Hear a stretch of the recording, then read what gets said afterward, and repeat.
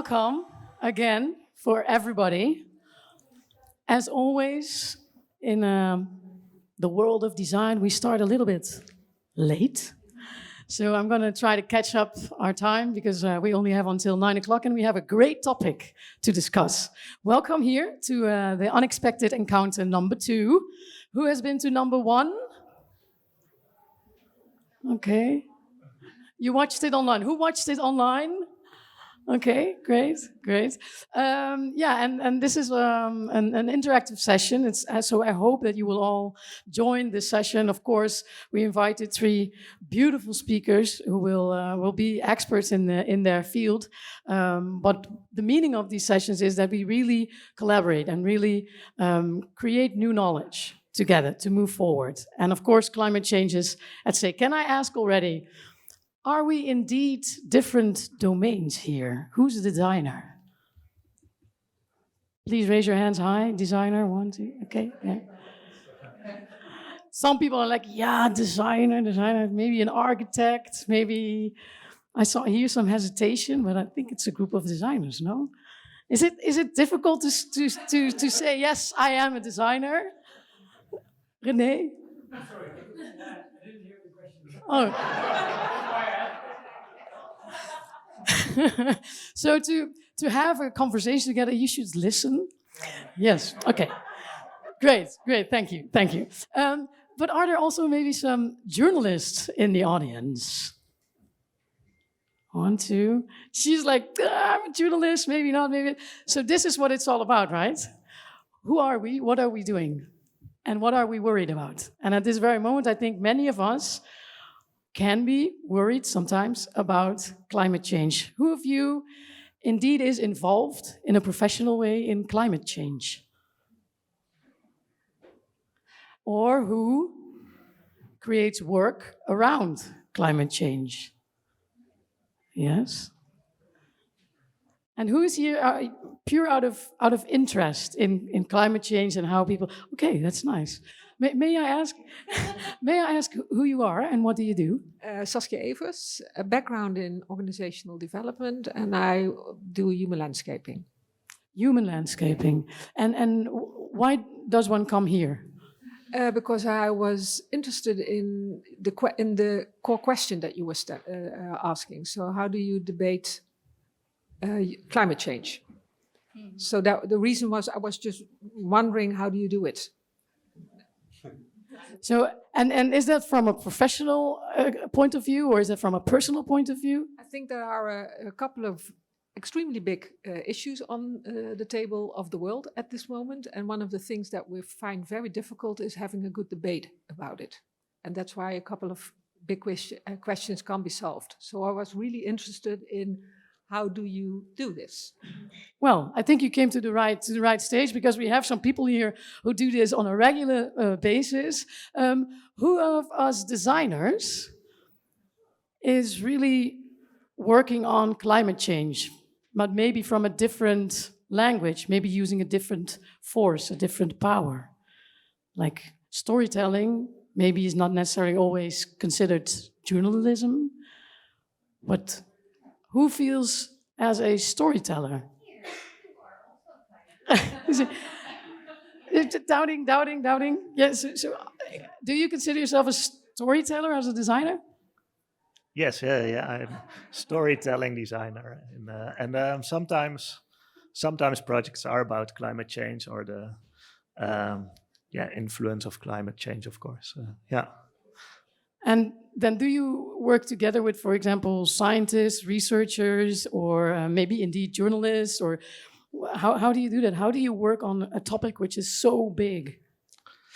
A lot of different people. I'm more in storytelling, so it's more about the influence on any people, normal people, citizens, what stories that, for example, now in the next semester in the Architecture Academy in Rotterdam, we work on water in the city. So what happens with water?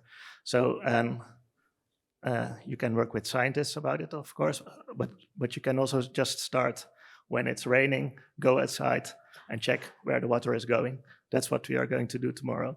and that's what you are going to map. Yeah. So you consider yourself a researcher as well? Yeah, sort of. Yeah, sometimes. Thank you. Thank you very much for it. One last question. Do we also have some students in the space here in the audience? Yes. What kind of students do we have here? I study communication science. And I study industrial design. Industrial design. Applied science. Applied science. And what does that mean? Yeah, life science, microbiology, kind of. And what brings you as students here, if I may ask? I think for me it's personal interest, but also next year I'm starting my master's, and I'm still a bit in doubt if I'm gonna do a communication master's. But there was also this track called climate change communication, and at a professional level, I'm also really interested in how to communicate about this, big topic. Yes, thank you very much. And you, from industrial design? I think specifically for this topic, collaboration is really important. And yeah, when going to a solution, kind of understanding each other. And I think in that sense, it's nice to be with other people discussing about this. Thank you. Thank you very much. So yes, indeed, why are we here? These series of events is part of a bigger design research program, which is, I think, initiated, and also these sessions are hosted by Foundation We Are, where we are right now. Social Design Showdown. Is there somebody from Social Design Showdown here? No? Nobody here? Okay, great. And then we have Pakhuis de Zwijger, and these three unite to create these kinds of events, because indeed we think it's really important to collaborate from different points of view. And I think also, if I look at you, for example, when you work as a designer, we all know that it's quite complex matter that you are trying to get a hold on, maybe move people towards a kind of direction to. So it's really important that we start to collaborate much more and to really make sense of climate change and how that we can work together. But I'm not the one who's supposed to tell you all about this project. Somebody from Foundation We Are is here. Cornelia, I will ask you in a minute to come to the stage to explain all about the beautiful design research project you are working on and why you initiated and what actually happened here, because you're just here and we can already host these kinds of sessions, which is really nice. Thank you very much for organizing it. But this brings me to the speakers that we will have here. We have here Jaap, and we have here Ties, and we have Maartje. Who knows one of these three? One, yeah. What I think is that maybe when you have been reading all over the internet about climate change, that maybe sometimes you did encounter one of their pieces, articles, maybe an episode from a television show that you didn't know that he's in, actually. So what I'm also very interested in is to put some statements, to give you some statements, and to ask whether or not it is true or not. So let me give you one statement.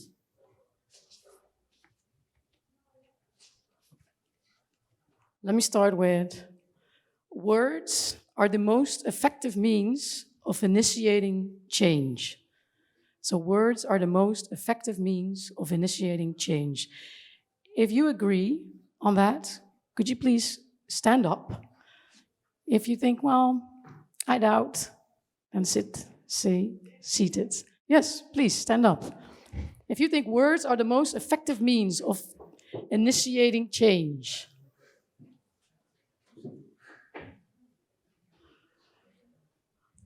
And if you cannot stand up, you can raise your hand so that I know that you cannot stand up. Okay. So please stay. Let me ask you, why do you think that words are indeed the most effective means of initiating change?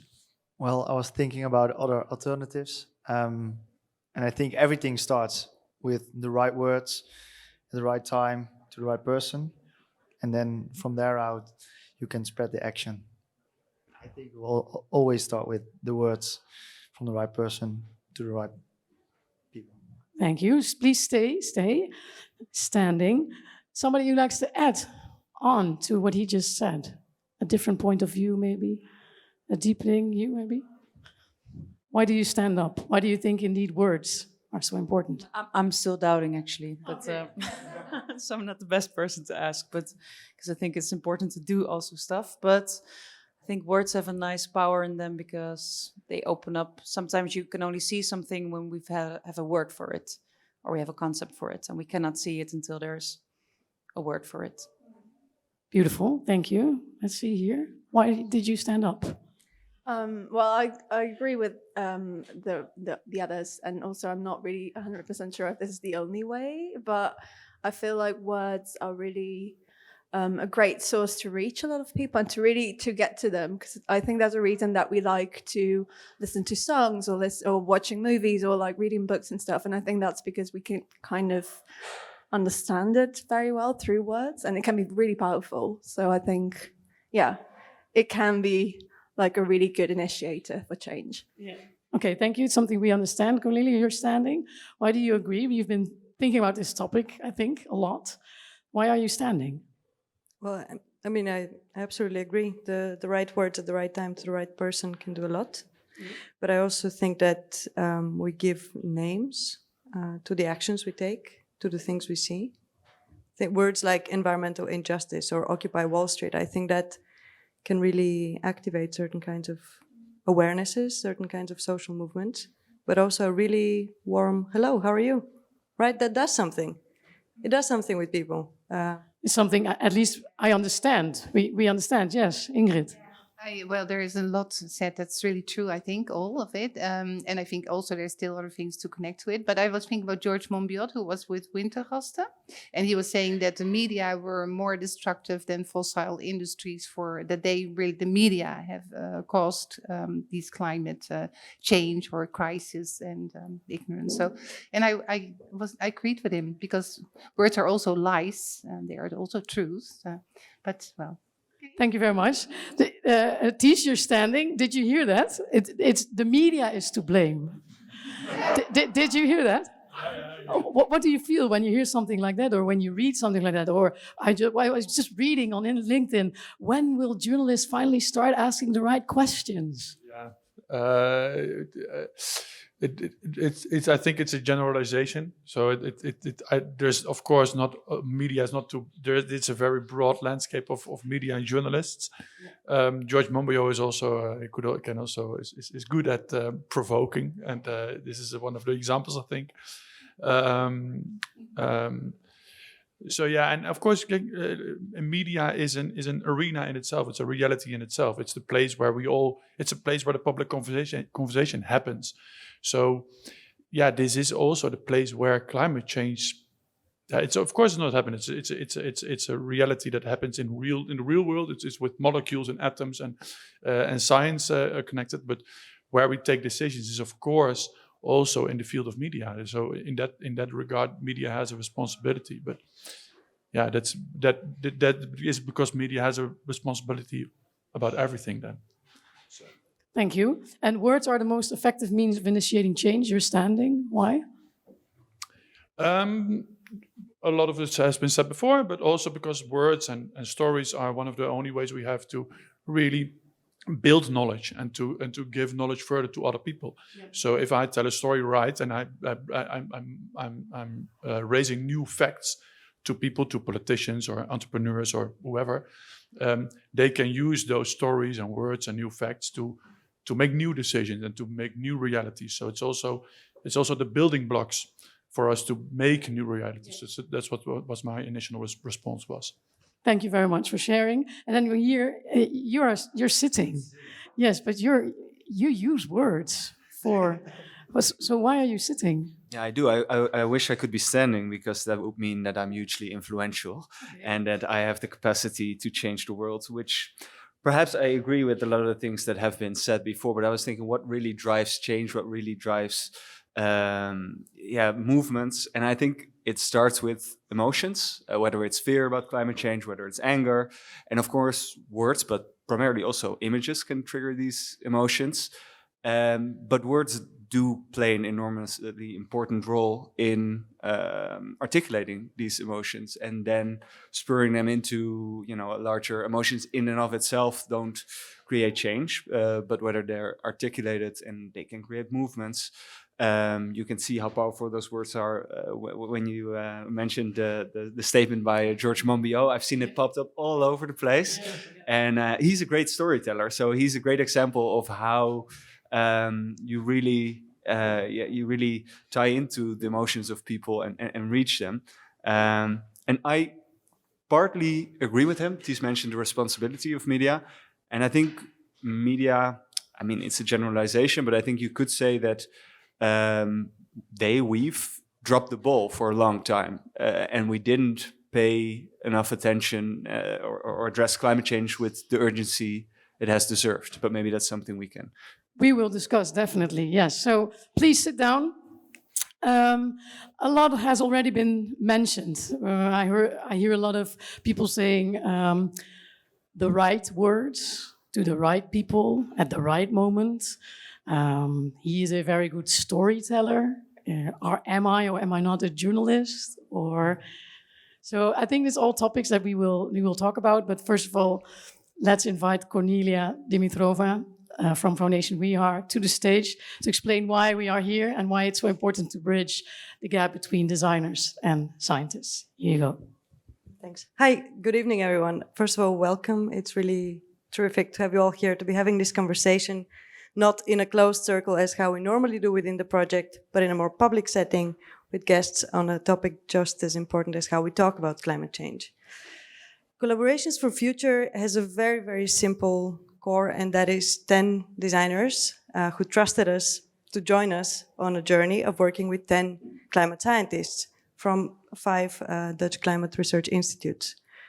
These 10 collaborations are happening, they started in November, they're going to continue until July, and they are very open-ended with all the challenges that brings, right? You don't start with a question you have to answer, you don't start with a problem you have to solve, you don't even start with a specific topic you have to work on. The only concrete thing is that person in front of you. And if you really think about anything that we know about the future and about climate change, is that we will be there and we will have to work with each other. And the only real and tangible thing will be the person in front of us. And so if we want that future to look differently, we will have to start doing things differently. And that is what this project is about. Trying out, learning how to do things differently. That's why we've invited you. You've taken a position of being a professional engaged, right, from a certain discipline, but taking a position of how to do it differently. So we'll go all into that. And the reason why we have invited you as journalists and as an editor to reflect on that with us, and why we had in the first event psychologists and therapists reflecting on it, is because we didn't want to end up with the duality of, well, climate change is either a scientific problem or a creative problem. No, it's not. It's all of the above. It's a legal problem. It's a political problem. It's a personal problem. It's an emotional problem. It's a journalistic problem. It's all of our problems. We all have to understand what is actually our professional position here. How can we work differently with other people? Clearly, how things are organized now is not part of that, and we have to change it together. And the only way to do it is to start rehearsing, to start testing out. And that's the beautiful thing of this subsidy we got from the Ministry of Culture, Education and Science, where we could come out with the conclusion, never do this again, not in this way. So creating that open space to experiment, that is what's really important. Creating that space for dialogue, sharing with each other. Hey, in my profession, this makes sense. I'm taking my position like that. Seeing somebody else take that position empowers us to do it as well. I think that's for me the main takeaway from the first event we had. When we talked about the emotions of climate change, how much it is taking an activistic position as a citizen or as a scientist becomes easier when you see others do it. I think that's the power of our project. It's not just one-on-one people working isolated far away. It is us coming together, talking to each other. What is it like to be as a designer working on such an open-ended project? I mean, some of you are here, right? And this is part of the reality, this complete uncertainty. And yet the only certain thing is there is that other person. How am I going to work with them? What can I share? So I'm very excited to close it here and to move on to really the juice of tonight, which is this conversation. Yeah. Thank you, Cornelia. Yes, definitely. I know you are, in the background, an architect, designer, researcher. You combine already different disciplines. Why and when did you start this project, this program? Because of what challenge? Was there something you were running against all the time and you really thought, you really need to do this? Was there an unexpected event? Why? Well, the answer is quite practical and quite very much from the reality of what it means to be a designer nowadays. We were about, I think now a year and a half ago, we were sitting at the outside of our former studio space, which is Campina, which is at the moment becoming 5 apartment towers that we will never be able to afford.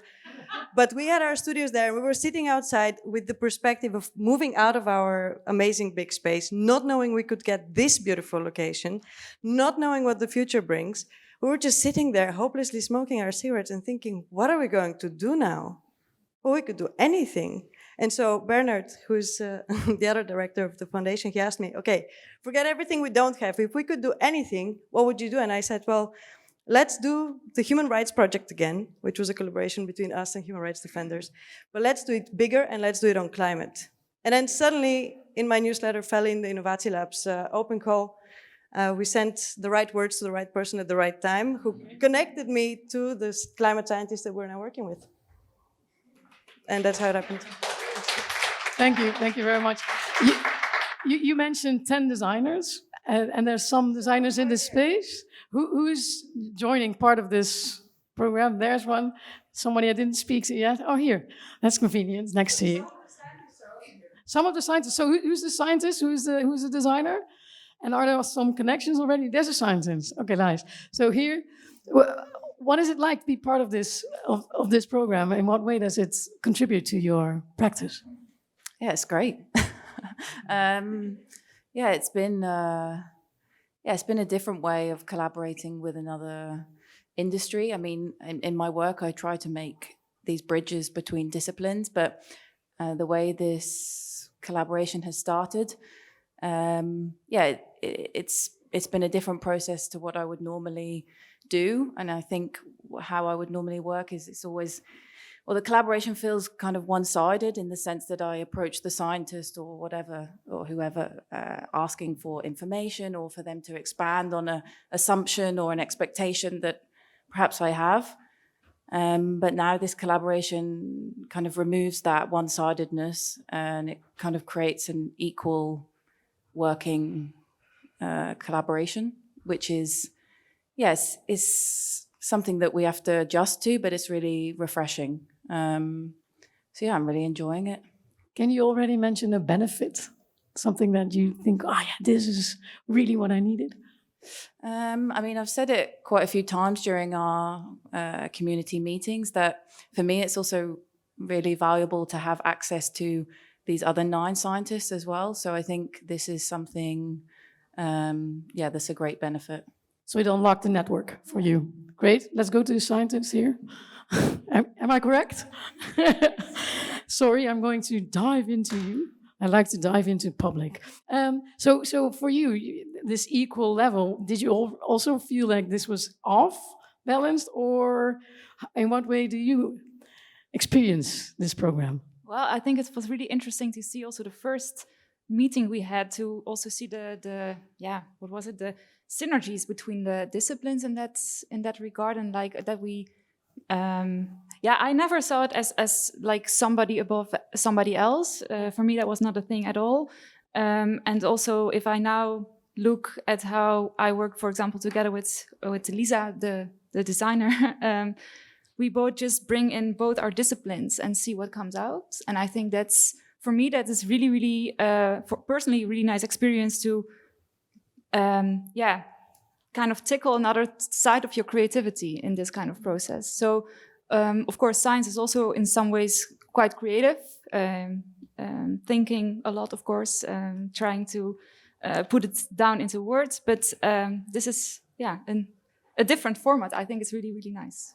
Okay, that's beautiful. That's very positive. One challenge, maybe something that's quite challenging or maybe frustrating even.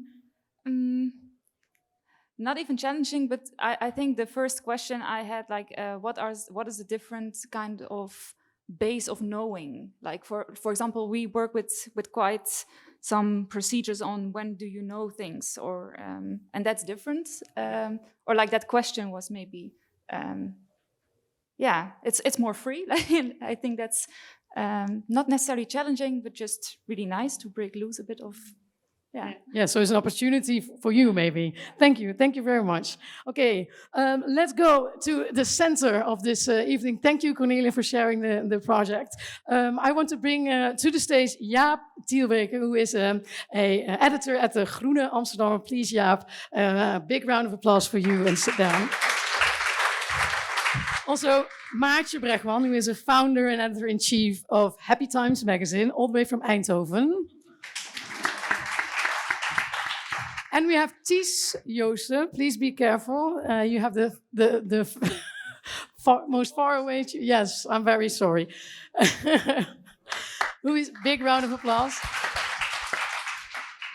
Who knows Follow the Money? Oh, see, so you do know him. There you go. There you go. Yeah, Maartje, since Maartje Bregman, it's a home game for you. Let's start with you. I want to ask you this question in front of everybody.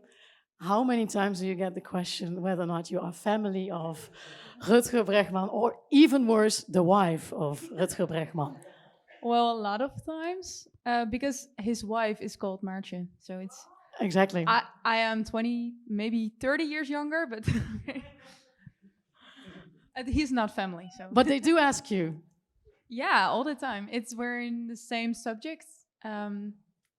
And well, for me, it's an honor to be asked if I am like family or something, because I really like his work, and I read his books, and I think he's doing amazing work. So yeah, do you read his things? I think you do. Yeah, of course. Yes, and does it influence your way of thinking and your way of seeing the world?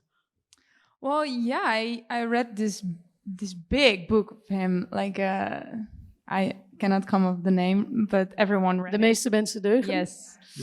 Everyone read it, I guess. And that really maybe even was the seed for me to do things at a positive way, because that's, well, for me, that was what his book was about. We are programmed positive, and we think we are programmed negative, but maybe we are not. And what if not? How would we change, and how would we behave? And I think that was very important for how I approach things now. Beautiful. And let's go back to that moment. I mean, you live in Eindhoven. Only a couple of years ago, you were studying physiotherapy, right? And now you are the founder and editor-in-chief of a magazine, Happy Times magazine. You call yourself a climate optimist, right? When did that change? When did you think these knees, I'm not interested anymore. Let's knee high in water is where we're going to be. But when did you make that change? I think for me, I already got into the study with maybe wrong reasons. So I was not really dedicated for the study in the beginning. I just really loved to do sports. So I was really loving to do all these kind of games. And I was already having a side business. So I was not 100% focused on a study. It was more of, well, you need to have like this piece of paper if you want to be something in this world. So let's do something I like and have this piece of paper, and then I'll see what I will do with it. But can you really take us to that moment that you thought, I'm going to leave this and I'm going to start that? Yeah, so I already started with this business. I was on Instagram before the term influencer was a thing. I kind of was an influencer already, but no one knew. Not my friends. I was anonymous. I shared pictures of my food, of my running, of everything, and I created this platform. And when I came across this big problem we didn't solve yet, which was climate change, I was like, why didn't this is front page news? It was not on my. Yeah, this was a big thing for me. I see all these problems. I also see there are a lot of solutions. I see people who are working on it, but it was not in my face. It was not around me. No one talked about it. So it was too conflicted in my head. And then I was like, okay, I have this platform.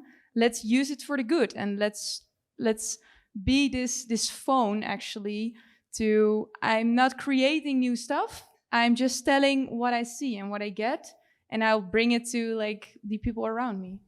And you knew right from the start it's going to be something very positive. It's going to be Happy Times magazine, or how did that grow? Yeah, it evolved a lot of times. And I started 3 years ago with a newsletter with 3 positive news items a week. It was super small and cute, and only my mom and my grandpa were following it, and they were replying on the email, oh, it's so nice to see, thank you for this. And it was just for myself, actually. I did it together with a friend, and we were just happy to look at all the positive things that were going on in the world. But then we got more people following it. We got to share it on LinkedIn, on Instagram, and people were like, whoa, this was what I really needed. It's not a replacement of the negative, because I feel that we also need to see the urgency of this problem. But sometimes it's too strict, too hard. Some days you're just off and you don't feel like getting on all the negative news, and you just want to be like, okay, I need some positive. So it's more in balance. And well, if people ask, can you share more of this? I'm like, yeah, sure. And then I think this summer I made the move to quit my job and to go all in on this positive news, because I was so enjoying it. And I didn't know to start to do anything. So I didn't know about the magazine yet, but I want to do something for the broader audience. I want to create something that was really accessible for everyone.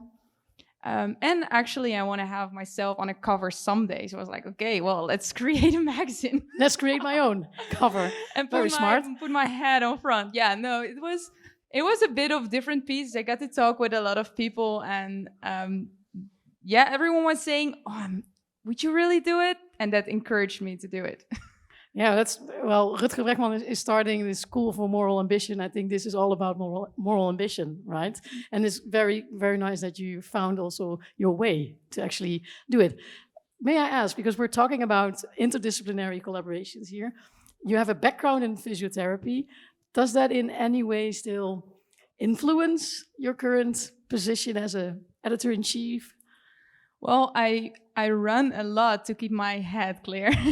No, I think it's a physiotherapist. You also change someone's life. You have this one-on-one conversation. You're helping someone to get better at something that he wants for himself. So someone has a problem, an issue, and he wants to get it fixed, and you're helping him. So in ways, yeah, there are similarities, and it's about behavior and how to change behavior and talking, a lot of talking, and now it's writing. So I see there are things in common, and of course it's a whole different field.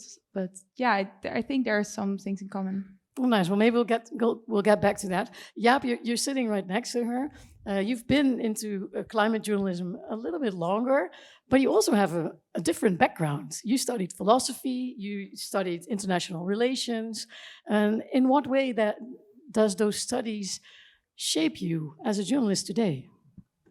Well, very much so, I think. I mean, I started in 2015 at the Dutch weekly De Groene Amsterdammer. For those of you who don't know it, it's not a magazine on green politics or so. We had this conversation. That's a common misconception that De Groene Amsterdammer is a magazine or only restricted to Amsterdam and only concerned with green topics. It was because it's a very old magazine and the cover once was green. But it's confusing because I do write about climate change and sustainability topics.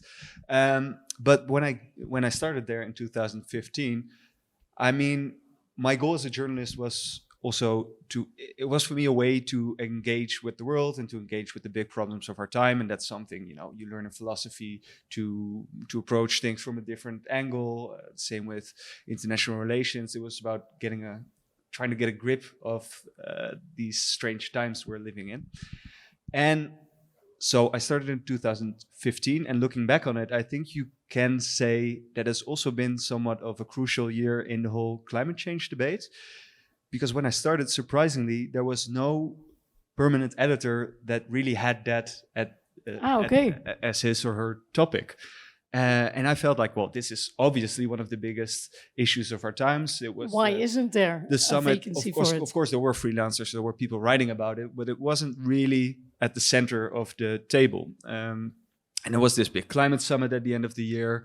Urgenda had just won the climate case. I don't know if you know this case. It was a famous landmark case in which an NGO tried the government and the judge. The verdict was that indeed, if the government is not taking actions to prevent the climate crisis, then it's violating human rights.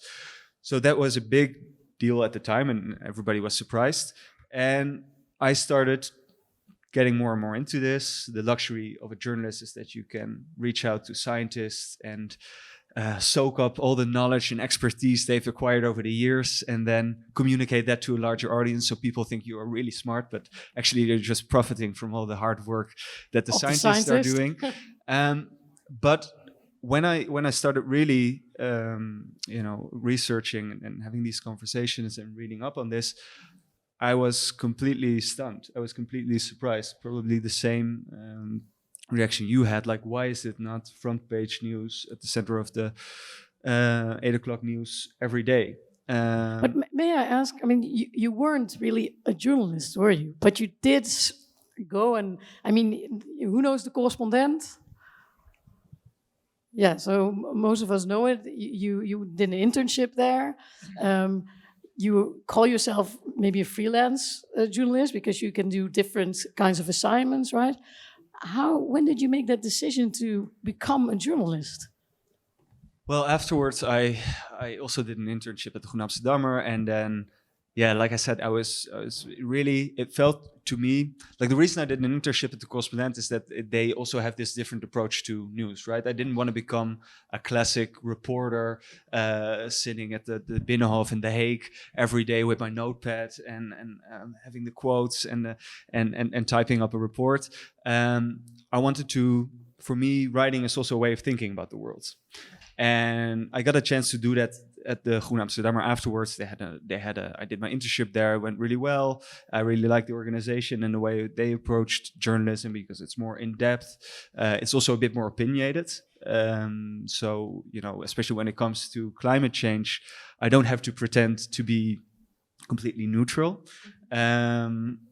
Yeah, because let's talk about journalism. I mean, you started actually in journalistic work. You really became a climate journalist. You actually studied journalism. I did a master's in journalism. You did a master. Yeah. That was about more than 10 years ago, something like that? I think so, yeah. But I don't know. Yeah, maybe 10 years ago. Yeah. Can you go? I think it was 2012 that you maybe got your master. She knows your resume better than you do. I did my homework. Okay, right. Can you still remember when you were graduating or getting this master, doing a thesis maybe? How much changed the landscape of journalism since then? Oh, dramatically. When I studied journalism at the Vrije Universiteit, Free University, and that's more or less that's not really journalism education, but thinking about journalism in the world. Exactly. But then I came but I already knew that I was wanting to become some kind of a journalist, and the field then was terrible. The market was disastrous. The economical crisis hit everybody. So all sectors, all professions were hit by the economical crisis of 2008 and the financial crisis of 2010. but journalism on top of it was hit by the total collapse and never going to rebound devastation of the advertising market. So everywhere journalists were fired. Investigation journalists was not being done at all anymore. There was only a few media who considered it some kind of a how do you say it? Something they had to do. Something it was attached to their the honor of their name, of their brand. But it was only thing in their mind was only a thing that costs money. Investigative journalism, and that totally changed. We went through that crisis. The big new subscription models came up. A lot of lazy old journalists were fired and never came back. New generation came up. And investigative journalism, and I really thank Netflix for that. Is Netflix has shown us with, for example, House of Cards, that with original content, you can reach people to pay. To pay for an online subscription that wasn't being done before, and investigative journalism in itself became a selling point for media again, and now everyone is investing in investigative journalism. The New York Times became big with it. Groene Amsterdammer is on their highest subscription level ever, as I think, right? Yes, and I think you're right. It's also partly very much due to the investigative journalism part. Yeah. Readers really value that. And with Follow the Money as well, we have 42,000 leden. Subscribers, yeah, but we call them members. Because it sounds more nice. It's like they're not subscribers, but members. Members, yeah. They're members, but they pay. And okay. But we have an editorial room of 45 people working non-stop on investigative journalism, uncovering new facts, and that was unimaginable 10 years ago. Yeah. So over 10 years of experience, just a couple of years experience, about 10 years of experience, you were able in this last decade to actually really shape your own profession, weren't you? How did you do that? I mean, there wasn't really a central position, really focusing on climate change, for example. How did you create your position? Yeah, I think if you focus on climate journalism and you look back to where we were 10 years ago and where we are now, it has also completely changed. I did also an investigation where we did an analysis of the coverage of the large newspapers, and you really see that climate change coverage comes in waves. So you had, like, for example, when the Inconvenient Truth came out, you had a wave and then it died down. Then you have a climate summit, comes up and it dies down. But the waves keep getting bigger and bigger until we're now at a point where you can find it every day in your newspaper, and not only on the science pages, but also on the economy pages. It's a part of foreign reporting. Politics. So it's become politics very much. Yeah, it's front and center, and I think that's a positive trend, that it's no longer just in a separate topic where just climate journalists concerned with this topic, but it's become something that you cannot avoid. It's being recognized as with the importance that it deserves. And to come back, I think one of the challenges of climate change reporting, when I started out, I noticed that as well, is that the basic story has been the same for over 30 years. I mean, and that is?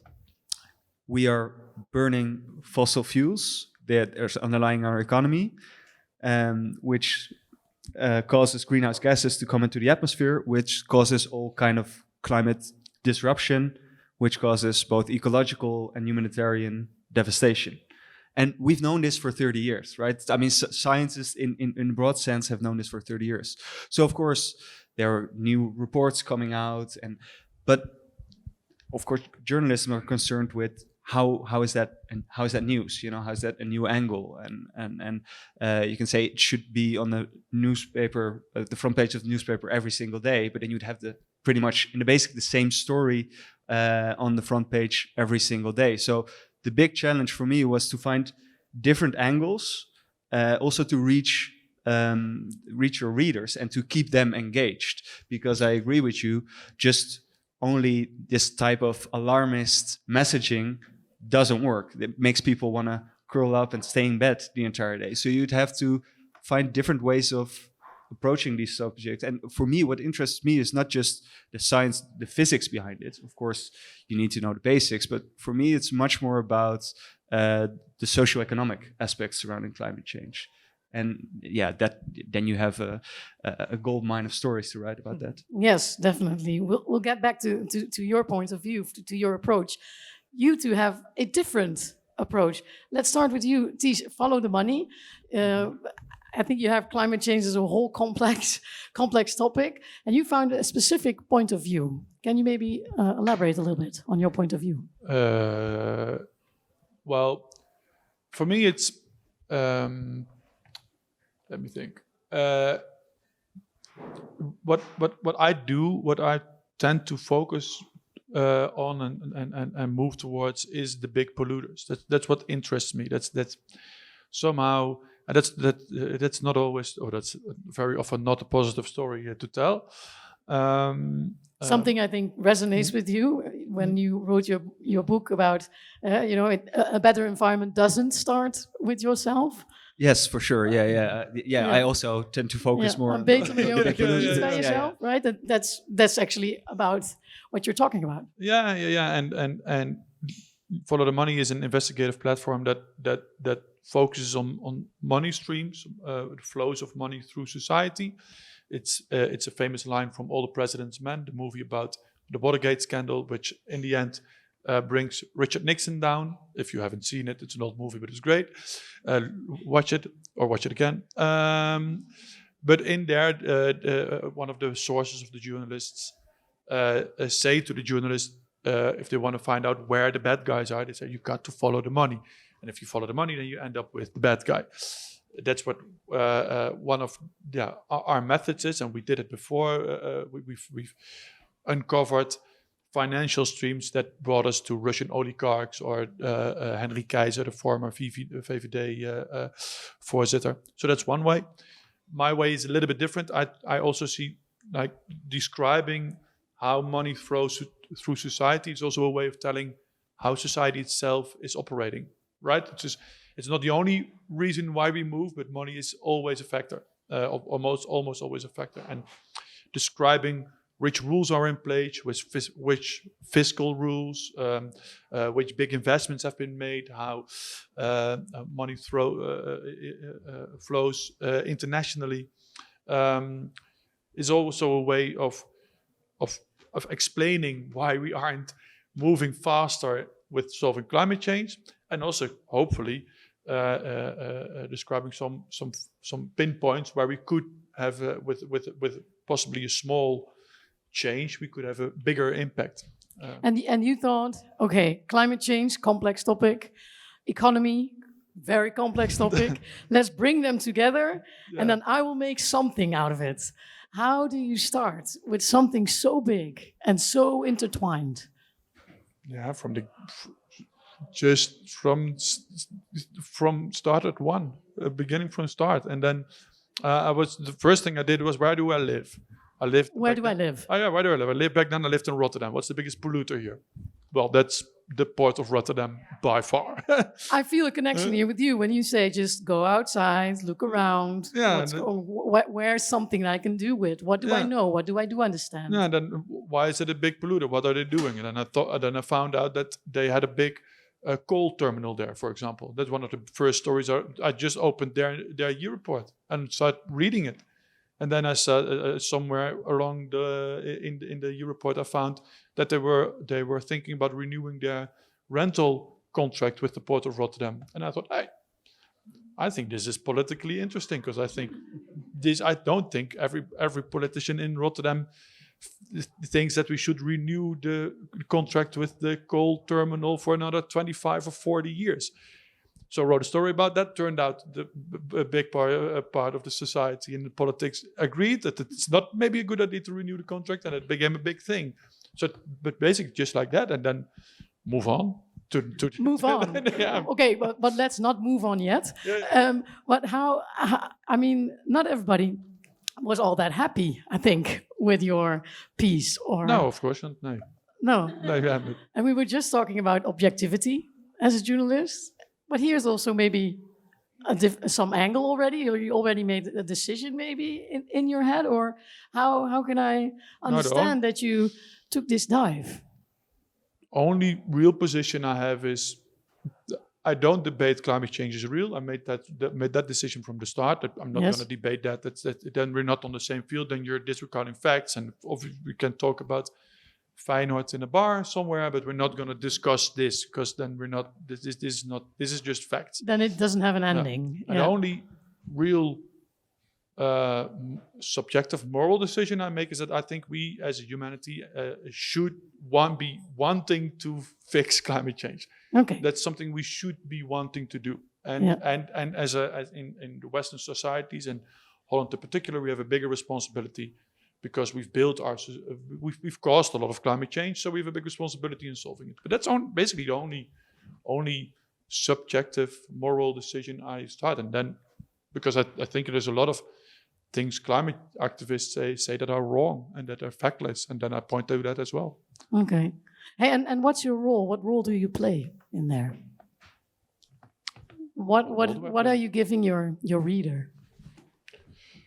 Hopefully a nice story that they want to read until the end, which is often very difficult because it's long stories, because it's about complex stuff. It's my stories are always, I try to keep it short, but it's always 2,000, 3,000 words because it's difficult to explain everything, but I try to keep people a little bit entertained, be a little bit funny, show a nice picture, a nice anecdote, something to keep them engaged. And then in the subtext of it, building a new reality about climate change, telling a new story, point towards something that's where change could be very effective. We're writing about with colleagues. Maybe it's a little bit diversion, but I'll try to explain it. We found a picture of a few weeks ago of a cow that was washed ashore, dead, on the beaches of Bretagne. Okay. A little bull. And then it turned out a few other bulls also washed up on shore.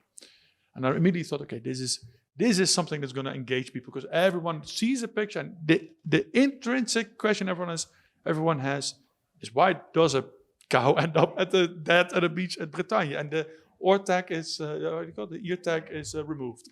So obviously someone is trying to hide something. That's suspense, right? Now you want to know the end. And using that suspense allows us to tell the entire industry, like the transport of cows on sea, how terrible it is for them, why they die by the dozens, why this is a cruel industry, which should be changed. But I think that is what I try to do. See that picture and realize this is the entire story in itself. And now we gotta find it all out, and then we're gonna write it, and then but this is gonna be published in about 10 days, and really looking forward to it because it's a terrible, cruel story, but it's a very good story. And you have images. Sorry? And so you'd also use images. Yeah. I'm not against images. Okay. I think this is the interesting part where you just say, how can we keep climate change a Yes. subject? How can we still keep, because we've known this problem for already quite some time. And I think what you're doing is super interesting, that you're finding the problems which are happening right now, and then tell again like this big problem we're in to have all these different angles. So I think it's nice. I'm looking forward to the article. Thank you. And Maartje, you have a totally different approach, where this is really about complex matter, making it more visible, more understandable. You have a totally different approach. Why did you choose this angle? So I'm not a journalist, for starters. I am just very passionate about climate, and I see that I am not informed enough. And then I was just looking for means. How can I tell this story? How can I show people around me that we have this huge problem? And how can I make it approachable? And then for me, the magazine, it's just one of the few things I could do. So I started with the magazine, but if the magazine is not working out, that's not really a problem. Even if I tried it for like 3-4 years, and then we're like, okay, well, it was fun. We had a lovely time. We made a lot of impact, but now we're going to move on to the next, because my passion is about how to spread this message on climate to younger people, and how can we keep them informed. Can I ask you a question? Sorry to interrupt you, but I was just wondering, was your magazine called Happy Times before? Or did you start it after you made the decision to focus on climate change? Yeah, no, I started with climate, and then I made it Happy Times. Oh, interesting choice. The thing is, Climate, Happy Times. Okay. Yeah, so I had this newsletter. I was in my student room, which was not here because this is too fancy. I lived somewhere in the center. And I came up with this idea to write about positive climate news. And then I came up with a few titles, a few ideas of how can we call this. And then I went down to my roommates and we were cooking, and I was like, yeah, I have a few ideas. What do you think of this? And I came up with a few names. One of them was Happy Times. And I told them, like, this is super smart. We just don't tell people it's about climate, because when they hear the word climate, they're going to have an opinion. We're just telling them, this is nice. This is Happy Times. You know, you're going to be happy when you read this. And then apparently it's all about climate. Yeah, okay. But then you're already in this process of liking the stuff that you're reading. But how do you get? From now on, I'm gonna use that same method for every headline I write above my articles. Just like. So the reason our magazine is not green and no sustainability, no climate words are on it, is so that we are super approachable. That people who are not in the field, who are maybe having a strong opinion about climate activists, but are living in this world, breathing our air, eating from our ground, you know. I'm so happy that you are here and that you are telling us this. And it's also about visuals, it's about the words that you use. And I'm very happy to hear actually that you say, okay, I'm going to do that as well. Why? I was slightly kidding. Shit. No, really? Why? Well... Or why not? See, I've been thinking about this, the role of optimism and in climate reporting, because I really get the point that oftentimes you can just get really depressed and discouraged when you take all this climate news in at times. You know, I encounter that feeling sometimes. Can we ask the audience, are there people in the audience who can get really climate depressed? Raise your hands. Yeah. Let's do a little intermezzo. Yeah. What do you do to stay positive, to stay hopeful? Of course, read Happy Times magazine. But what do you do? Let's ask the audience. If you feel kind of depressed, hopeless, what do you do to get energy back? Maybe here? Sure. Yeah, so in my work, I work, very locally. So with improving neighborhoods and seeing how, people who are near where I live or near where I work, how their lives can be improved in only a couple of years and not in how many every years it takes to improve the climate change situation. Big round of applause for this input. Thank you. Jaap, how do you not get depressed? Well, I think two ways. The first is I find myself writing lately over the last year or so, year and a half or so, I find myself writing more personal essays, slightly more personal essays. So not the classic journalistic reporting, but also reflecting on these feelings. So I've written an essay on misanthropy, so the hate for mankind. And I discovered that, discover within myself that I sometimes have the tendency to think, oh, we humans are a disgusting species and we ruin the planet. But then I started to reflect critically on that feeling, and is it productive? Is it even, a position that you can hold on to? So those kind of thoughts I then describe in an article. I've written a piece also about, the kind of feeling of despair that can sometimes overcome you. So that's one way, and I think it's also very valuable because I got a lot of response from people who appreciate that kind of writing. So it's a very different way of. So because you not only write it down, you also share it with your readers. Yes. Is that an important part of this process? Yes, I mean, of course, I also keep a journal sometimes, and I write my own thoughts on it. Yeah. But when you compose a story for a larger audience, it's not just a diary, right? It's not just plain. Oh, I feel like shit. I've written about climate change all day, but it's also reflecting. Okay, what brings about these feelings, and how can these feelings be turned into something productive? It's a way of reflecting on these feelings, and also it's not only turned inwards, it's also about, but it's a connection with this society. It's difficult to explain all those stories, but it's about also tendencies within the environmental movement. For example, misanthropy is very present in some kind of deep ecology movement, and I think that also can be a pitfall. And there was a second method? There was a second, and that is also, I think it's important, very important, to focus on the things that are already going in the right directions. So there are actually, I mean, a lot of the times when you read a climate change book or a very long article, it has a structure of facts. It's all terrible. You should be scared shitless. It's all going wrong. And then at the end, they feel some kind of like obligatory turn towards hope. But we can still fix this if we do this, and this. Solar panels. Yeah, exactly. And that's also, I think, okay, well, that didn't really cheer me up. But so for me, it's important to, instead of, thinking about how can we still turn around, what has happened already, and what kind of trends do I see that actually are hopeful. So like we were talking about climate journalism, that is much more front and center in the public debate. That's something that gives me hope. The way it has changed in the political narrative. I mean, we have a very you look like this, and I completely understand. Yeah. Because we had quite a, for people concerned with climate change, you would say quite a disastrous election result. Yeah.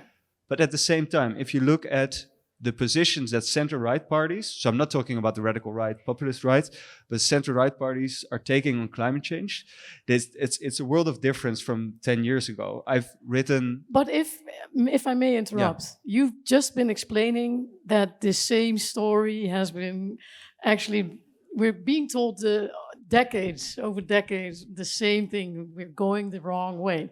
Yeah.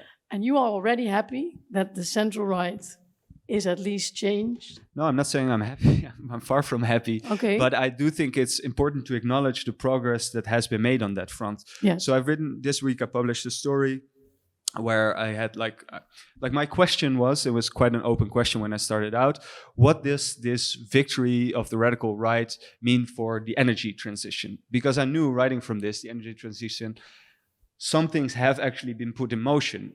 Citizens have really, started putting solar panels on their roof or buying heat pumps. Whole industries are preparing for a climate neutral future. And now we have this party, the biggest party, saying, all of the climate policies, we need to go through the shredder. We're going to stop this completely. And I thought, okay, how realistic is that? And then when you talk to experts, when you talk to people from the field, they are saying that's not going to happen. That's going to be economic suicide. Actually, there's also been technological process when it comes to the cost of renewable energy.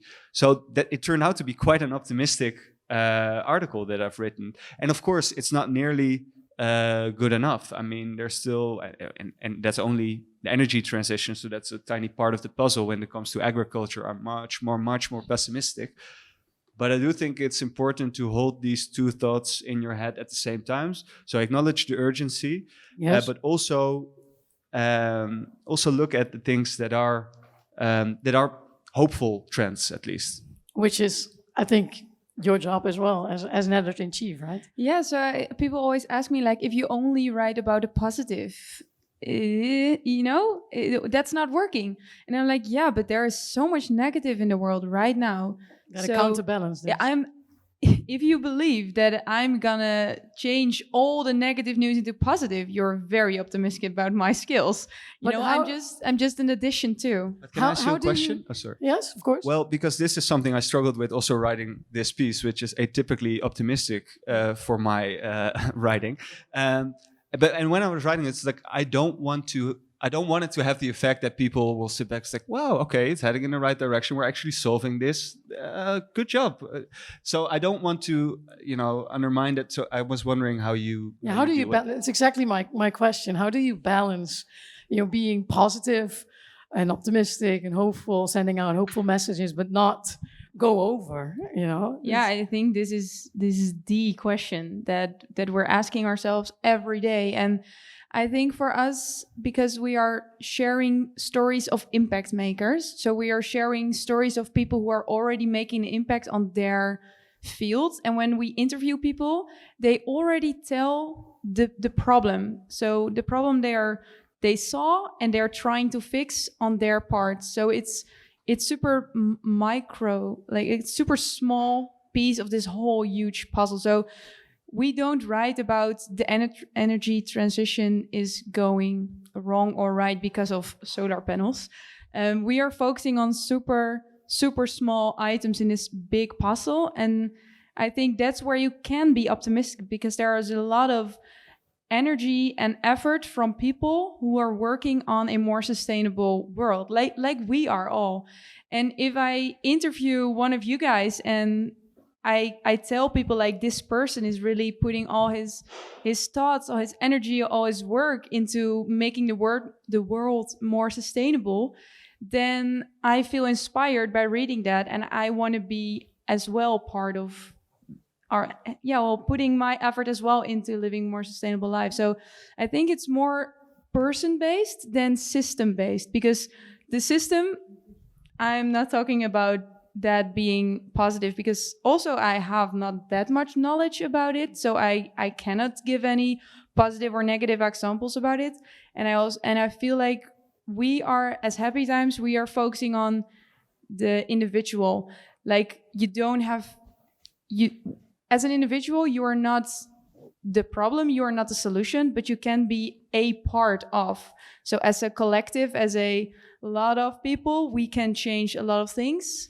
But as an individual, the only thing you can do is your best. And I think that's where we focus on. Thank you. Thank you very much for sharing that. I've got a question. You have a scientist here. In what kind of science are you actually? I didn't ask that. I'm doing research on the social aspects of the energy transition. So but more transition-wide, but specifically the energy transition. And do you sometimes have that feeling of depression, or like, oh, it's going to take such a long time, it's so complex, it's never going to happen? Do you sometimes have that? Yeah, I often have this phase of feeling overwhelmed by information. So that's indeed a feeling that I can relate to in that regard. But we discuss also with colleagues, like, how do you deal with this?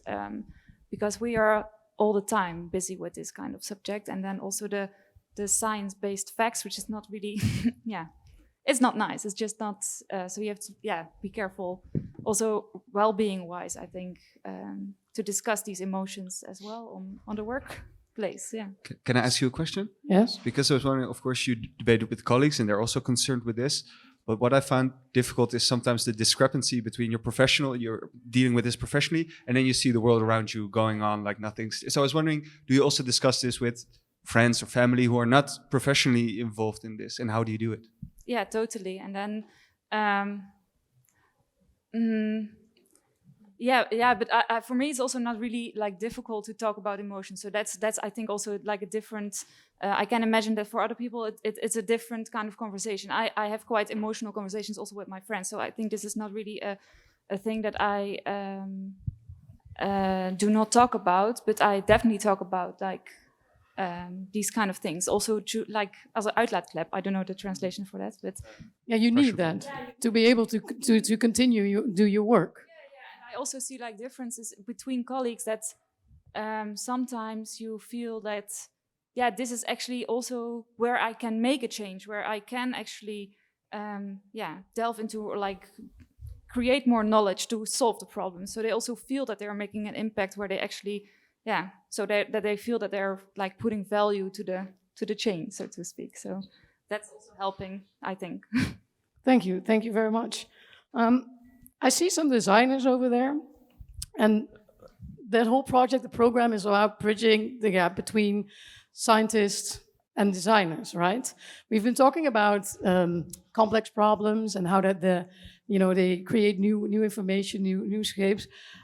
You are part of the program. In what way? in what way does that help you? How can you benefit from this collaboration? How do you mean in my personal? In your personal work, yeah. Yeah, when you were asking the question before, how do you deal with the sadness around climate change, for example? I think for me, a way to deal with it is to try to understand it. Yeah. So maybe it's an illusion of control, but I like it. So I get more knowledge with working with the climate scientists. So I think it's... Yeah, there's a book, Joost Wageman, Kennis is Geluk. Knowledge is happiness. Is that also in this part of the world, in climate change? Is knowledge happiness? Well, I think at one point we're like making a puzzle together. So you're just trying to create something out of it, a new storyline, or you can just enjoy the abstraction of trying to make something out of it. It's kind of like lying to myself, but why is that lying to yourself? Well, you can also, if you're really like everything you read and everything you read, if you like really let it come through you, or if you really like, how do you say it, take time to indulge. I don't think I always do that. So this is an opportunity to give it time, to give it space, to find the right words, to create the right image. Slow down in the whole process, yeah, maybe. Is that also something that you experience? That you now have more time to talk about, to think about it, to write about it, to reflect on it? Well, I sometimes have the tendency to want to just look away. When I have another newsletter in my inbox from a climate scientist, I just want to throw it in the trash and move on, and maybe surf to happy times next time I have that feeling. Yes, let's all surf to happy times. I think I relate a bit more to what you said of like information overload, that you have all this information coming in and you don't really know how to deal with it. And also this part of letting it sink in. I think it's very important that not only take the news as it comes, but I can have days where I'm working on an article, I've been writing it all day, blah, blah, blah.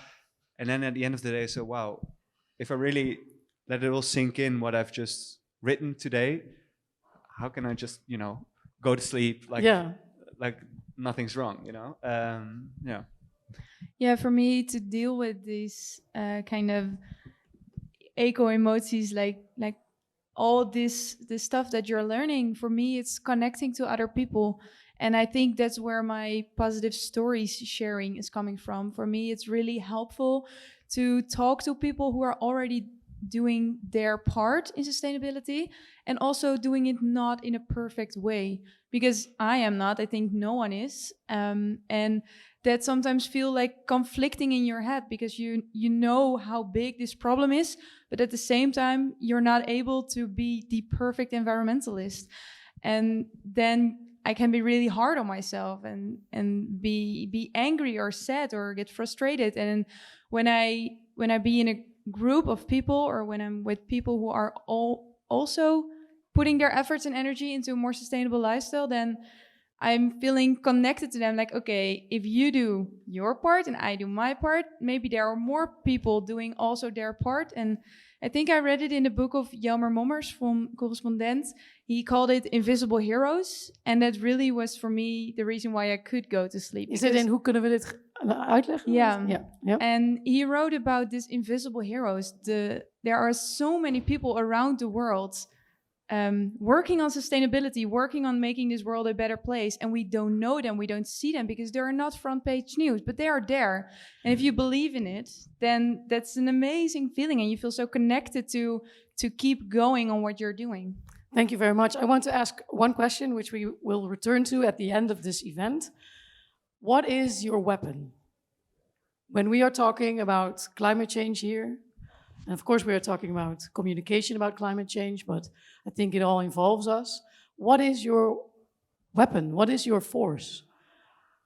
What are you using in your work, in your personal lives, while talking to family, friends, colleagues? How do you do that? What supports you? What is your blessing? What is your force? What is your weapon? And we'll come back to it later on, but please let it resonate, that question. Could I adjust the question a little bit also? Because I think I feel it very hard to participate in this discussion because it's all about either negative versus positive emotions regarding climate change. And I think this is the wrong question, actually. This is the biggest economical, climatal, sociological change that you're ever going to experience. Yes. This is what is happening right now. This is why I chose. This is not because I'm also worried about getting knee deep in water. But what interests me is that this is the thing that's going to change the entire economy, the entire society. And it's not only about solving a big problem, which is cool, and I get some people who do that. But it's also how are you going to serve this big change? And we're talking about responsibility then. It was actually a topic I really not only responsibility, but also there's also things happen.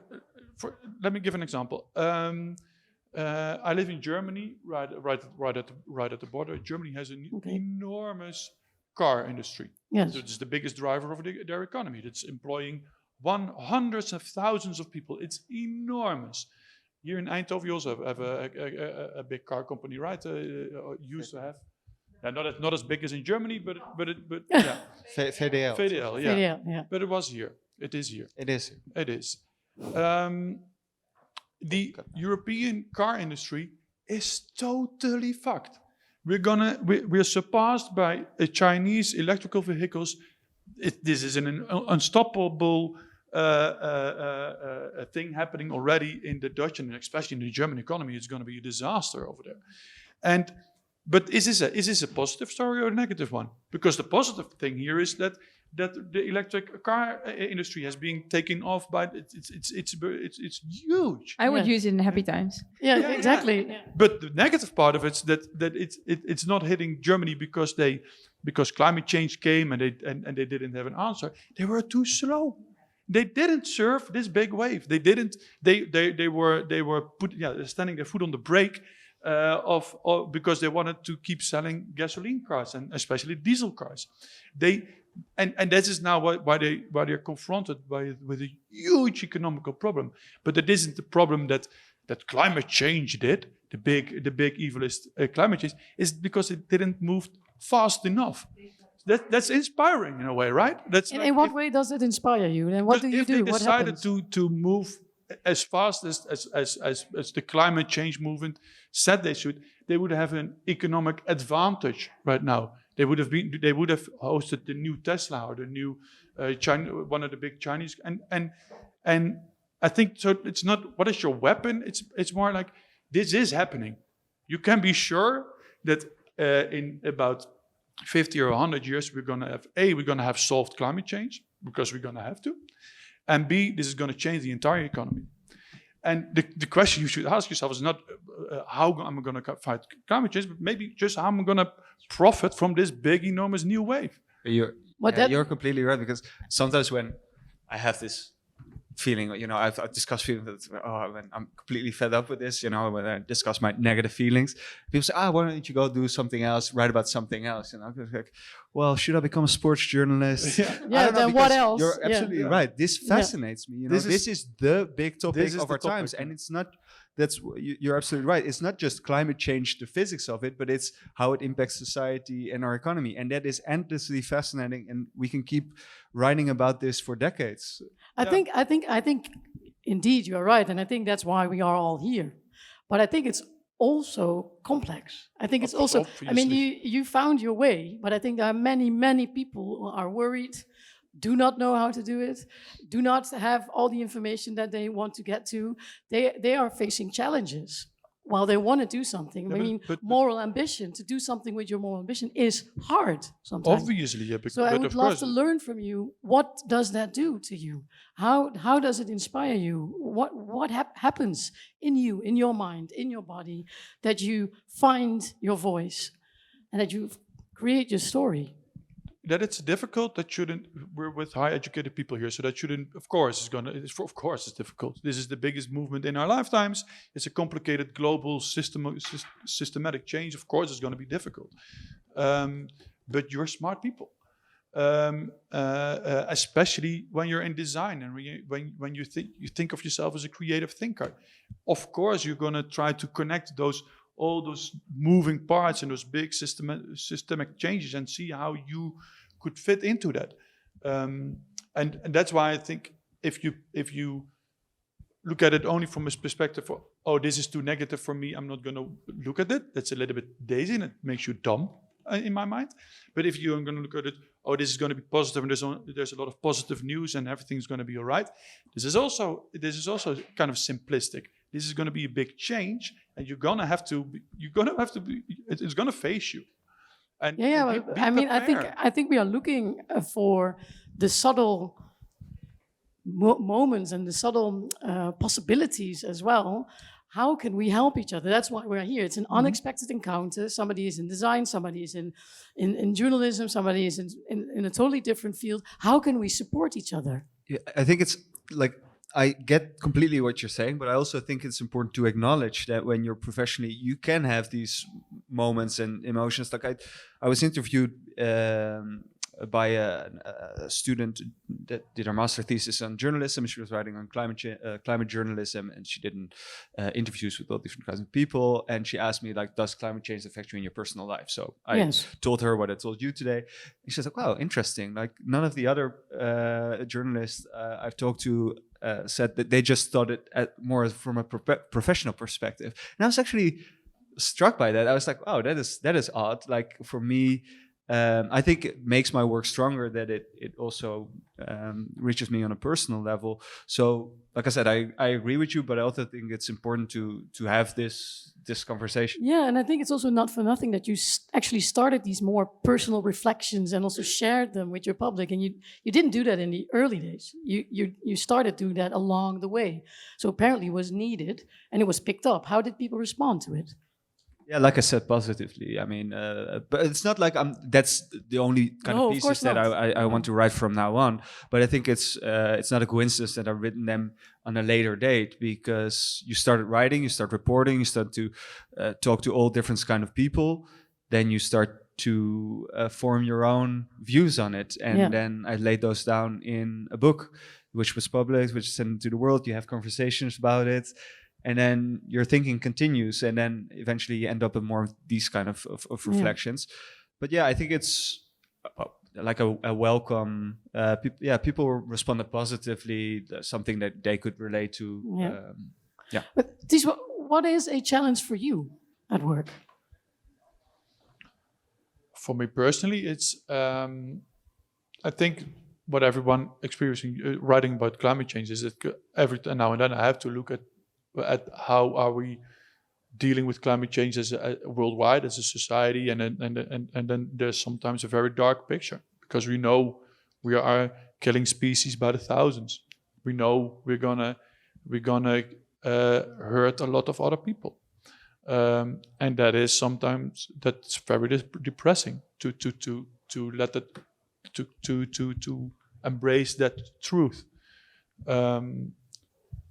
That's a depression that everyone working with climate change goes through, and it comes back every time again, because as worldwide we're not moving fast enough in the right direction. But on positive days, I see it as the biggest wave I'm going to experience in my lifetime, and I see myself as a surfer. And I think, fuck yeah, let's ride this. I find that I really admire that. I mean, I think we're all here because we do feel this affection with climate change, and we do want to get involved, and we want to do something about it.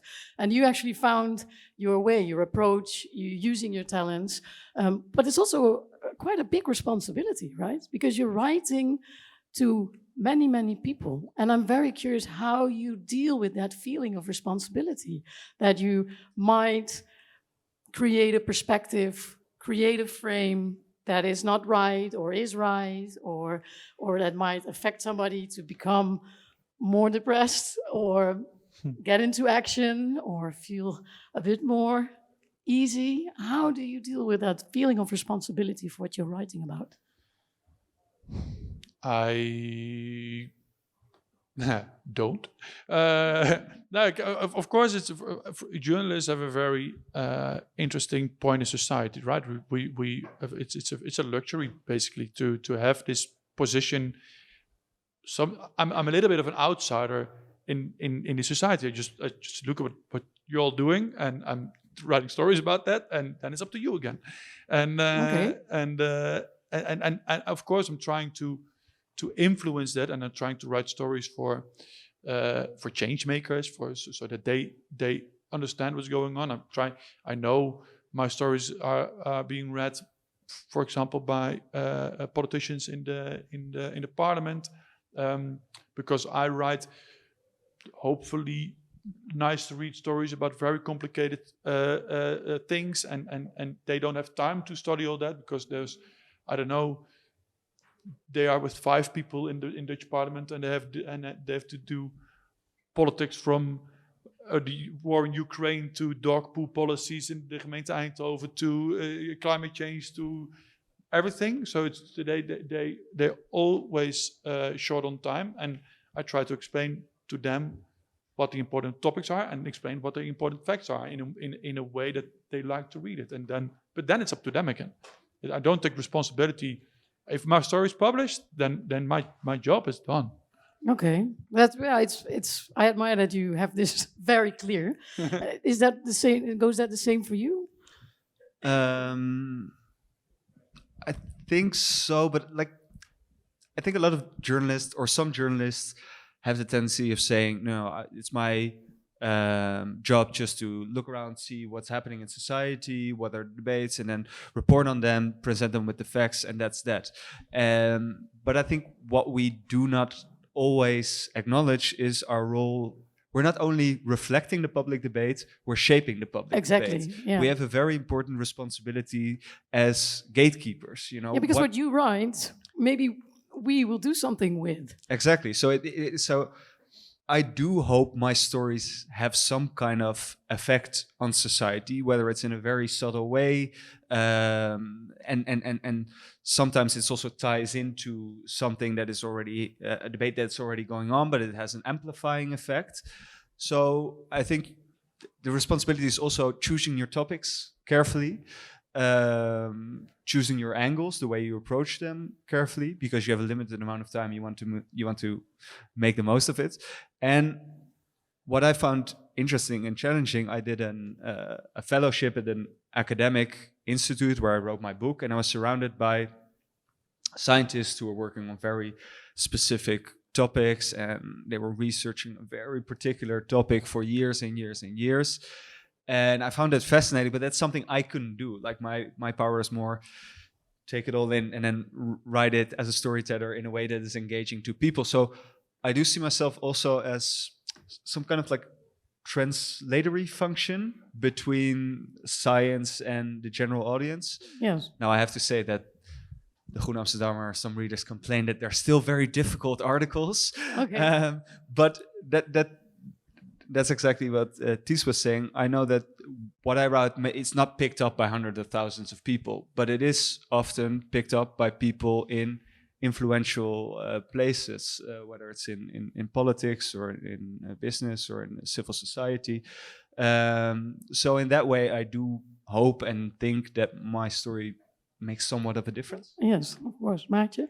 Yeah, I think for me, it started with what I'm reading is not what I want to read. And maybe there is this part of the people who are writing for the traditional media, they are not taking responsibility for, or maybe don't even know that they are having a huge impact on like how people in general think. And I think what's happening now is that the screaming articles, like the really negative short articles, are free for everyone. And then you have this in-depth, super interesting articles with different perspectives, with the science behind it. And it's behind a paywall. So it's not accessible for everyone. And then I feel like when we are as a group of people, like everyone in the Netherlands, like the general Dutch person who only has access to the free journalism, has this opinion based on a few articles who are accessible to them. And I think that's having more effect than we think we have. Okay, thank you very much. We were talking about responsibility. We were talking about the media and also how the landscape changed in the last decade. There were some statements that the program maker gave me, and I would like to state them. Media has been effective in responding to the urgency of climate change. So has media indeed been effective in responding to the urgency of climate change? Maartje, what do you think, yes or no? And of course, we're somewhere in between. But yeah, I think this is somewhere in between. For me, when I look at the general media, when I turn on the 8 o'clock journal, then no. But when I read, I'm happy that you say no, because I think when I was listening to your story, it was exactly this, that you think they were lacking, right? Yeah, of course. Yeah, and I think there are articles and there are media outings that are good, but they are not front page. They are not accessible for me on, I don't know. I think they are a bit hidden somewhere, or you have to pay behind to read paywalls. Yeah, or behind just somewhere on the internet, somewhere where there's so much information everywhere. Let's see what the public feels like. Media has been effective in responding to the urgency of climate change. Could you please stand up if you indeed feel that they have been effective? Very curious to say. That's a good question. We were already talking about that. Maybe you can respond to it. Yeah, of course, it's a generalization, but I think in general, you can answer this question with no, because we've lost a lot of valuable time because we have not, the media, has not reported on climate change in an effective way, in the sense that for a lot of the times, and this is something that climate change deniers, pseudo-skeptics have really played into, there's this tendency of journalists to get the story from all different angles, right? So if you have a climate scientist come up to you and say, hey, listen up, this is going really in the wrong direction, we're heading towards a lot of trouble, shouldn't you give this some airtime? Then journalists would say, well, that's interesting. Okay, you can come on my show, but for a counter narrative, I invited also this other person that says it's not a big problem at all and we'll solve this, or maybe, you know, the climate science is not even that clear. And for a long time, this false balance was actually a big problem in climate change coverage. And it was a deliberate strategy by the fossil fuel industries of sowing doubt about the credibility of climate change. And that was a very effective strategy, because if you'd watch a program like that, the viewer would think, okay, well, then the jury's not out yet, you know, so policymakers, they don't feel the need to really address this problem. I think, and this is also something we've looked into in the research I've mentioned before with the newspaper coverage. You saw that this is definitely changing. So climate change skeptics, those voices, they were quite present in the early days, let's say around 2010 or so, or even a bit before that, but they've gradually faded out. Not entirely. They're still present in quite right-wing newspapers like the Telegraaf, which still has it's one of the big newspapers in the Netherlands. So, but it has changed. It has improved in that sense. Yes. May I ask then, if it indeed improved, and you are, as as we just said, also a bit in the middle, right, of the scientists and of the. How can we maybe contribute to this changing for the better? How can we support you in your job? Of course, who's the we? Who's the we? Yeah. I mean, our public here, the people but of course, here, it's paying designers. for journalism. It's one of the big problems we have to deal with. Of course, I understand the articles are not free available, but my articles are the first 24 hours. You can read them for free, and some people do, some people who can't, but not a lot. The most, what people say they want to read is not what they're reading. What they're reading is conflict. And that's why we lost a lot of eyeballs, and we're not getting them back because people are staying focused on beef on Twitter or beef on Facebook, and that's what we have to fight. And how can we support you in that fight? Pay for journalism. Pay for journalism. Because that's what one of our biggest problems is. And do read it. If you say you want to read quality journalism, do so, please. Because it's. I worked for Blendel, and my job was to sell articles. You could buy an article there for 10 cents or 25 cents, and my job there was to rewrite the headlines and the intro, so it was sold the best as we could. And I tried everything I had to push quality climate journalism, and it worked. Sometimes I did upsell climate journalism, but then if there was an article about 7 ways to stay fit or 9 interesting cat movies in a row that was far outclicked, or beef from Andre or Gordon, or I don't know how the names are. Okay, that's what everybody's reading, and so also be a little bit true, not play the blame game towards journalists and media that we didn't respond to climate change enough. It's also on the public. You haven't been paying attention, and it's both ways. Is that true? A lot of people are ignoring. Well, in general, I think a lot of people don't want to know it, or they know that something happening, but this year they go again to Bermuda or something on holidays, and well, it doesn't matter that much, or there are a lot of people that don't want to do a step backwards. But I think it's also.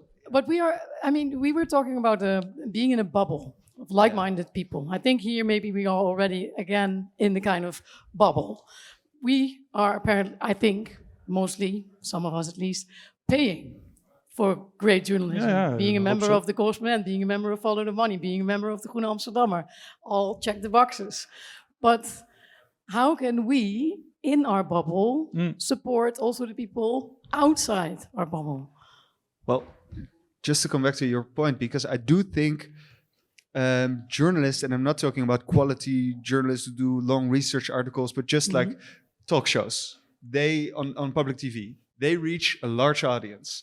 They have a big stage to give voices to these important topics, but they intentionally play into these feelings of the audience. The audience wants beef, so we create an interesting discussion, and no longer than 2 or 5 minutes because we have to move on to the to the next. But whose fault is that? Is it? I think it's both. I think it's the professional journalists making those choices, but it's also because if you program climate scientist with a 10 or 15 minute long discussion, you work in television, you know what happens to the viewers. I know, but I think it's a vicious cycle, because if we keep pushing, if we assume that that's what people want to see, then we'll keep feeding the people what they want, and then they get used to it, and then so that's what they expect from TV. So I think it's an important job, especially for public TV, to fight those tendencies, and then accept that maybe you have lower ratings than the commercial partners who have a game show about what is chocolate and what is not. But yeah, it's a great concept. But yeah, you can make money from that. Can I ask you, because it's also a personal frustration, and indeed you were mentioning the disastrous elections. It's important, right, to reach also the people outside our bubble. And I think there are many designers who also try to do that, but also are finding it hard, right, to reach out to people that you just don't meet. For example, my brother and sister, they don't go to a design event. They don't read the course, they don't even know about Follow the Money. How can we get them involved? I think there's also a little bit of responsibility there. We already lost a lot of time, and I'm very curious, what's your idea about that? I feel like we've created this perspective on climate activists who are a danger to our world, who are being on the A12, who are throwing soup at paintings, who are like, the climate activist is framed as a weird person. And I think if we could frame, as a media, if we could frame being a climate activist not a soup thrower, but a super nice hero, then I think we are, as persons, want to identify more as being a climate activist or being in sustainability. And I think that's part of the media, how we framed it. It started with one scientist and one climate denier, and that has made this two sides of the world, of the Netherlands maybe. And I feel like if we could change this narrative, maybe we could shift as well the public opinion about this. Yes, of course. Thank you. You asked me the first question, and I said I'm coming here because I'm interested in actually the main question, how do we talk? Because I wanted to learn about, you're talking about a big question, and how do we do it? And there are two things that cannot come up in my mind. First of all, I find it rather elitist how we talk about it. It's my first impression, and I don't mean it even negatively. No. But when you talk about activists, etc., they're only a small group. And there are billions of people in the world. My father is 90 years old. A couple of months ago, he bought a new TV. The old one is still the big one. And he had it for 30 years. Yeah. And so why are we so focused on climate activists or the people who are stuck on the road, etc.? And why aren't we getting actually in touch with the normal people? And it's not that they're not doing anything about climate change. It might just be that we don't have the perspective of the way that they do something about climate change. And it might be that it's much more practical or normal, or that they're already living a more modest life than what we're thinking. Yeah. So there's a focus on the big problem or on the big scientific figures that we have, and they're real. But who says that they're not already that there's not already a very large group that might be living much more modestly than we think? That's one of the questions that I have, because for talking, I find it very heavy. The way.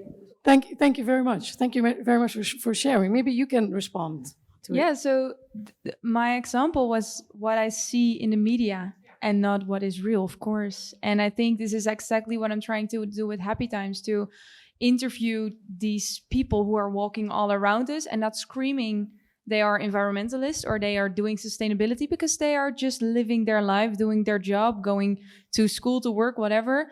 But there are more people who are doing sustainable things, but not screaming it from the roof, because when they do, they get looked after. They get like, oh, you're a climate activist. We have this opinion about them. So I feel like we should try as a media to shift this way of how we perceive climate activists as being just normal persons living a modest life. You started also with the question, are words effective? And I also think that we use words like climate activist or sustainable, etc. My father was never a sustainable person. And he still had a TV for 30 years. So sometimes we use words that are only used in a certain group of people. And I think that my father is one of the persons who perhaps represents 60, 70% of the world population. He's a normal guy. So I'm thinking about, sometimes we're using words like sustainable that have become fashionable words, but they also might just not represent a large amount of people on the planet. Yes, you can respond to it. Yeah, I think one of the main problems is that we've made climate change or living sustainable way too much of a lifestyle issue. And we've tend to say to people, okay, well, you're not sustainable because you drive a fossil fuel car, or you fly to France on holiday, or you name it, you know. And that is actually obstructing the big systemic factors that are underlying this climate crisis. And your father, the people living their lives, are not going to change those structural factors by changing their own lifestyles. I mean, that can be important, but we need to address and also focus on these systemic issues and the people who are actually in power who can make those decisions. And so, because climate change now has become almost like a part of a culture war and part of like an identity issue. And that is, I think, quite harmful. And we need to show them that actually, like, people who are buying a new TV or whatever, that is not the issue we should be focusing on. We should be focusing on, like your research, the big carbon polluters, and how can we make sure they change in time. So I think changing that frame also really helps. Getting it out of this elitist bubble where we tend to wave our finger at each other and, do you drink your cappuccino with cow milk and not with oat milk? But what does that practically mean? I will get to you. What does that practically mean? What can we do? What role can we play? From a designer point of view, from a more journalistic point of view, from a scientific point of view, from maybe you are producing somewhere, maybe you are in hospitality. What can you do? Which role can you play practically to change that frame? So, okay, this is, always the question I'm asked after when I give talks about my first book, like A Better Environment Doesn't Start With Yourself, which is basically this message in a nutshell. But then, like, my answer is, don't focus on your role as a consumer, but also as a citizen. Because as a citizen, you have a power to raise your voice, to influence politics, to have conversation on a collective level. And you can do that. I don't have a set list of things you can do. I always have maybe it's an easy cop-out, but I truly believe it, that everybody has to decide for themselves what makes them effective. I've been talking to law students who have said, okay, I'm going to change my course because I want to do more of environmental law because I think my skills and knowledge on that part can make a difference. There are other people who are feeling more comfortable going into politics. There are other people feeling more comfortable going into climate activism, which I think can be quite effective, but that's maybe a different story. So as designers, I think you can answer that question way better than I can from as an outsider. Yeah, maybe somebody has an idea. What can we do to change that frame? Who dares? I'm not a designer. I'm also a scientist. But in my research, I actually I interview the people who don't automatically are engaged with climate topics. And when I start these conversations, I'm always like, can I talk to you about climate change? And often they're like, ooh, okay, I don't know if that's the thing I want to talk about right now. But I do this in like community centers or in places where people come together. And in the end, we always have very constructive conversations where we, in this short space of time, we build some kind of relationship. And I'm not the climate activist anymore. I'm just a normal person with which they can drink a cup of coffee and have some nice conversation about climate change. So in some way, you can change that frame as well by just having these conversations and listening to each other and just and listening to each other, like listen to the people that are outside of your bubble, because more often than not, they're actually quite concerned with climate change, just not in the ways that you think. Thank you. Thank you very much. Somebody would like to add something? Yes. What I try to do is to give people hope and confidence that they can do more than they think they can. And in that way, the reason why I didn't stand up at the beginning when you asked me whether words are the most important thing, and I think words are very important for all the reasons that were mentioned. The reason why I didn't stand up was I think that show, don't tell is very important, particularly for that thing that I try to do, to give people the confidence that they can do more than they think, and by showing how that could be possible. Not just only one way, I'm not the guru, but I try to do things from Avans University with students to make prototypes that show that we can do things in a different way, and then systemic change. Because if you show that things are possible, then also policymakers get inspired that it's doable, because otherwise all novel things are vulnerable. And they say, yeah, that doesn't scale, it doesn't work, so we can't have a policy for that. No, we will just incrementally improve or make it less bad what we already have. And then we don't get this systemic change. And I think if you focus on that, then I always, when I want to inspire students and then companies that get interested, make them aware of the big, huge problems. You said, I'm very pessimistic about agriculture. That's exactly what I'm busy with. So I combine climate change and biodiversity challenges and agriculture because they're related. They cause climate change and biodiversity problems, and they suffer from it.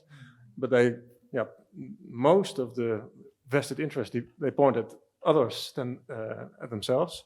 So I think the only way, or an important way to change that, is to make people confident that they can do way more than they think they can.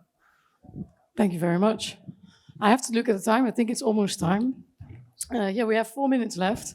I personally heard some things that were insightful for me. I really like that. For example, you started with, I just go out and I just look around, right?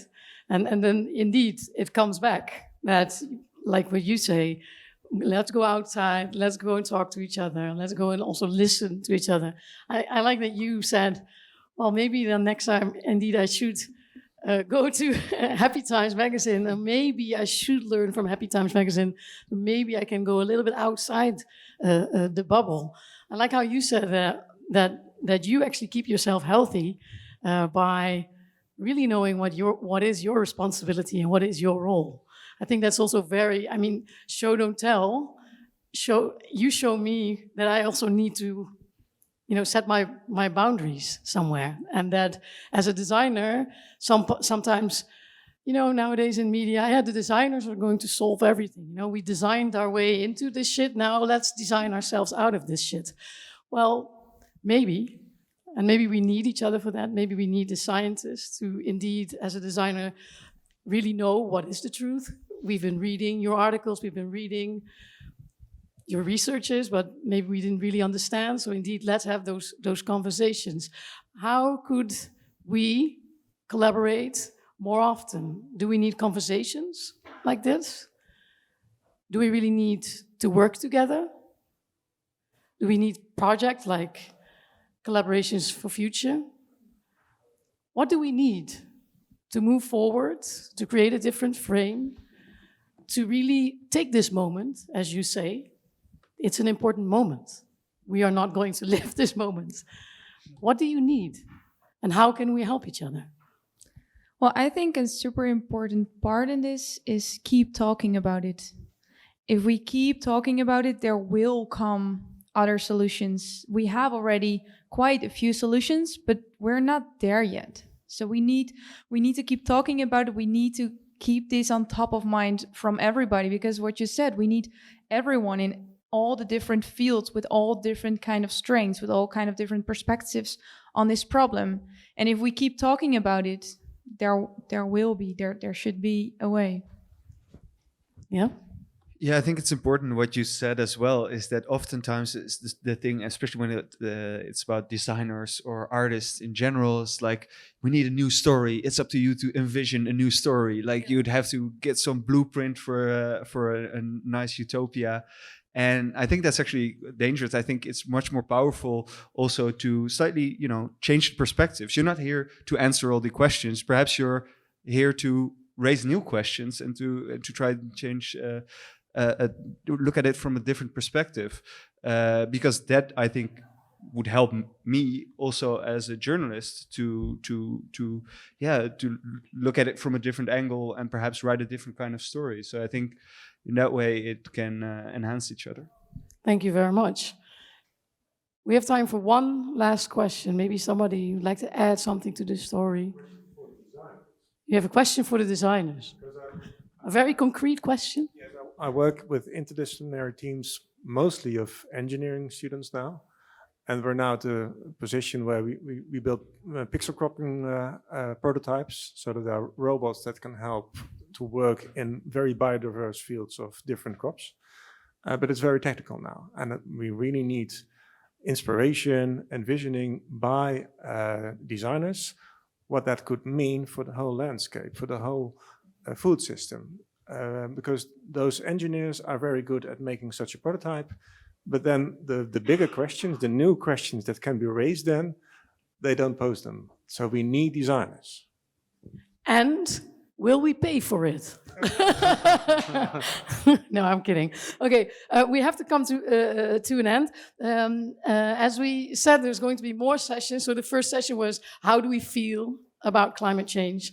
This one was about how do we actually talk about climate change. There will be the next one in April, Thursday, 4th of April. How do we actually see climate change? How can we envision, which is, I think, so you should come there. We should have this conversation.